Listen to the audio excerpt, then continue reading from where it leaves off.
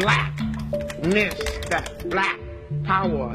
I don't really consider myself as a black girl model. I know what my ethnicity is, but I'm fair-skinned and I feel like I have an international look. I am black, but I'm not African American. I'm an American. I'm not an African American. I'm an American. I'm an American. Yeah. I'm not an African American. And I'm going to ask you to stop calling me a black man.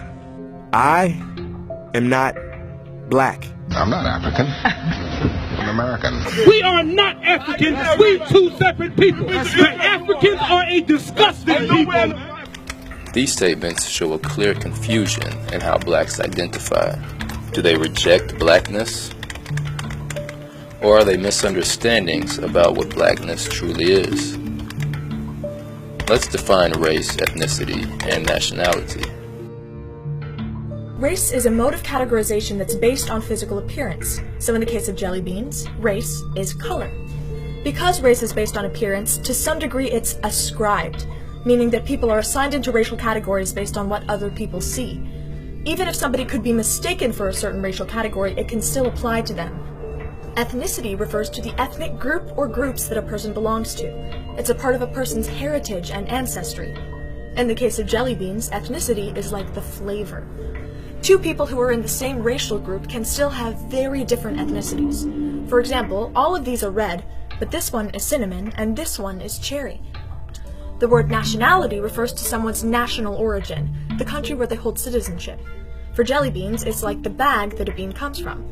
People of the same race or ethnicity can come from all different nations, like the watermelon bean that's in Camo Mix and Kids Mix, or the lemon lime bean that's in all three. I am not black. I'm not an African American. I'm an American.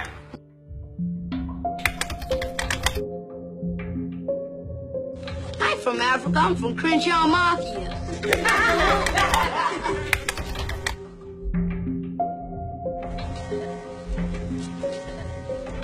Like in the 90s from Africa. I'm from Africa. You from Africa. You African booty scratcher. There are fools in this country who try to claim that they are not Africans, who claim that they do not see color, as if their not seeing color makes any difference in the world. Simply because you don't see color doesn't mean somebody does not see you as color. At some point in life, everyone embarks on a journey to determine who they are. A person's identity is predominantly determined by the groups or cultures they belong to. This is what's known as cultural identity. It is part of a person's self-conception and self-perception and is related to race, ethnicity, nationality, religion, social class, generation, locality, or any kind of social group or construct that has its own distinct culture.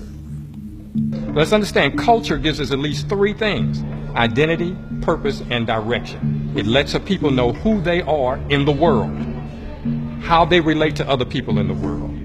It tells them what they need to be about, their purpose. And it gives them a way to go about living their life. It gives them direction. It binds us to each other. It gives us identity. It gives us a reason for surviving.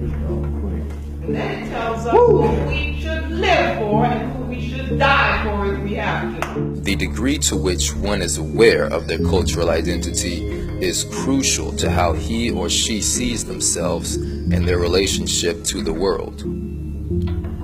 When an individual or a group struggles to develop a strong identity, they experience what is generally known as an identity crisis, a period of uncertainty and confusion in which a person's sense of identity becomes insecure, typically due to a change in their expected aims or role in society. And this precisely describes the historic experience of black people. Somebody told a lie one day. The greatest tragedy to beset the black race is unarguably the transatlantic slave trade. Families were broken up and Africans were spread all around the world. And out of this grew an identity crisis within the black community. The Arab slave trade one of the great tragedies in the history of Africa. And it is a tragedy equal to, if not surpassing, the European slave trade.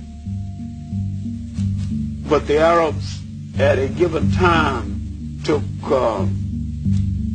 up to 40 million Africans out of Africa. I don't give a damn about slavery. You say that slavery has nothing to do with you and slavery was back there. And I ask you the question then, what language do you speak? Was that the language African people were speaking when we were taken into slavery? What kind of food do you eat? What kind of uniforms are we wearing? What kind of names do we respond to? Hi, Steve. Hi. Is this the religion you had before you were brought to these shores?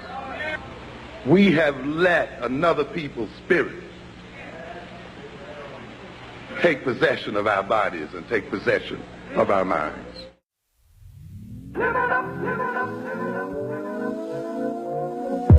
We must reclaim our identity, our culture, our history, and a true understanding of self, because we keep inheriting the disadvantage that our ancestors went through, and it has never been addressed, and that's why you still see it perpetuated throughout the world. In every place where we occupy, we are the bottom of the society. One of the only reasons that we in the West have never organized, we have hated our image and our African image.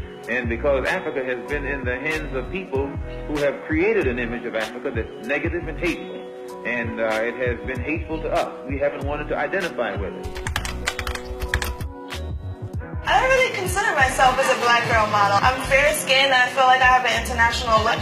Who taught you to hate the color of your skin to such extent that you bleach to get like the white man?